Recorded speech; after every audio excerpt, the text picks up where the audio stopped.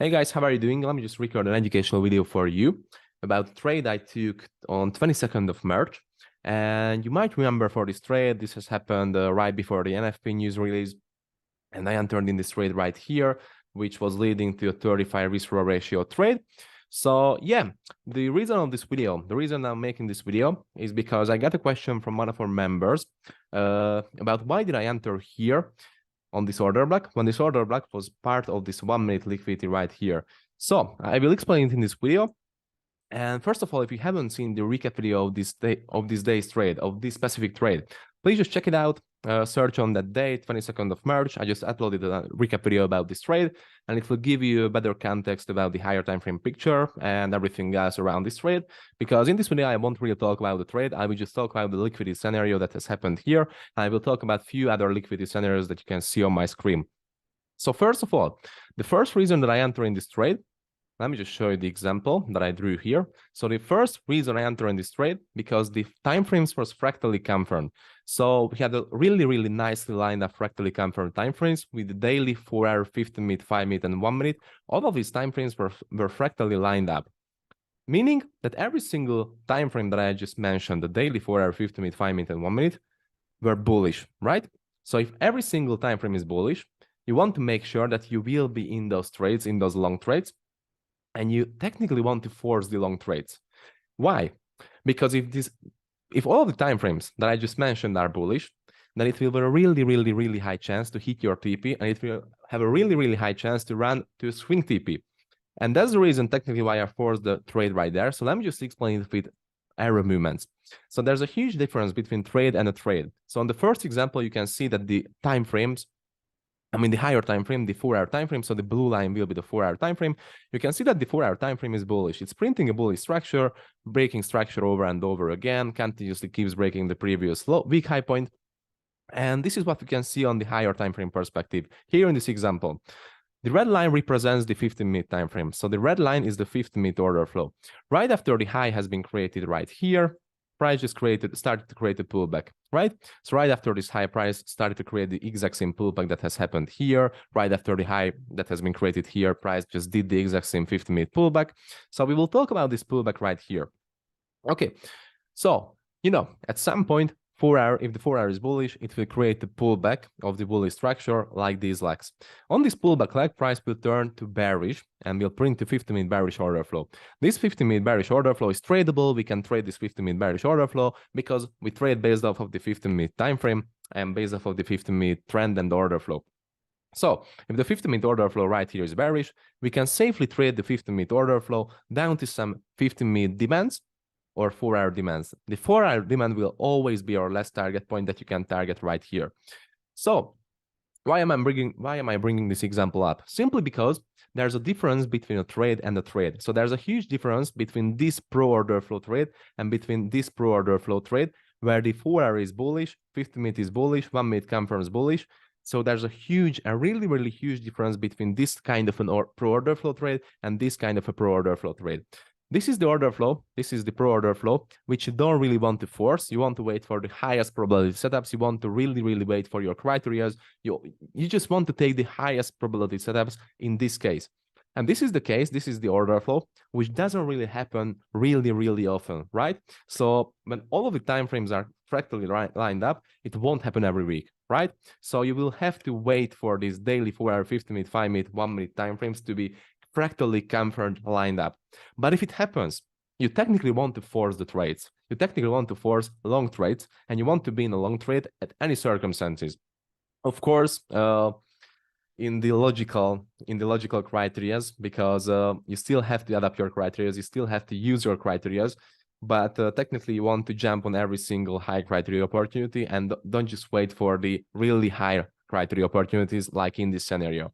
So the difference between this one and this one is that these TPs right here, which you execute on the 15-minute supplies, are limited. All of the TPs right here are limited, right? Because with all of the trades that you execute from, for example, here on the 15-minute zone mitigation and confirmation, will be limited. You can take those TPs down to 15-minute demand areas, because on the 15-minute demand areas, you can still expect the confirmation and continuation to the upside, because, all of the higher time frames are bullish. And if a higher time frame is bullish, you are always prioritizing bull trades over short trades. Even though the 15-minute is bearish, you are still prioritizing longs, because at any point of the pullback, price can react on a 15-minute / 4-hour zone and continue the overall bullish structure. So that's why these longs, that's why these shorts are limited. The target point of these shorts are limited. If you enter here, you can target this demand. If there's another 15-minute demand and you enter here, for example, you can target this another 15-minute demand. And if you enter, for example, here, you can target the 4-hour demand with your last target point. You can't target further below this 4-hour demand, because technically that will be the highest probability setup where that 4-hour will be mitigated, 15-minute changes character, 1-minute changes character. All of the time frames are fractally lined up, and you take longs again targeting this high point. So that's the difference between this order flow, this pro order flow, and this pro order flow. That this is not fractally lined up, not fractally confirmed. This is fractally confirmed. And if a time frame is fractally confirmed, it will higher your chance to hit your TP than if it's not fractally confirmed, even though both of them are pro order flow, right? So both of these trades, both of these scenarios are pro order flow. But this one right here will have a much higher chance to hit your TP and to keep you in the trade and to actually bring you some profit than this one. Because this one is pro order flow on the 50-minute, but not pro trend on the 4-hour and daily. This one is pro order flow on the 50-minute and pro trend on the daily and 4-hour. So we are prioritizing these trades over these trades. And you have to understand that there's a huge difference between these pro order flow trades and these pro order flow trades. Both of them are great. Both of them can print your risk ratio and print your profit. If you would only wait for these kind of setups, then technically you will never trade. You would only trade once or twice in a single month. If you are taking these setups too, you have much more probability. You have much more probability to trade, right?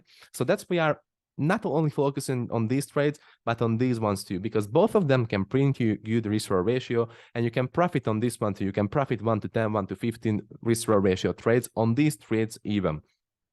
But these are still the king setups. These setups, the fractally lined up time frame setups, are still the king shit setups.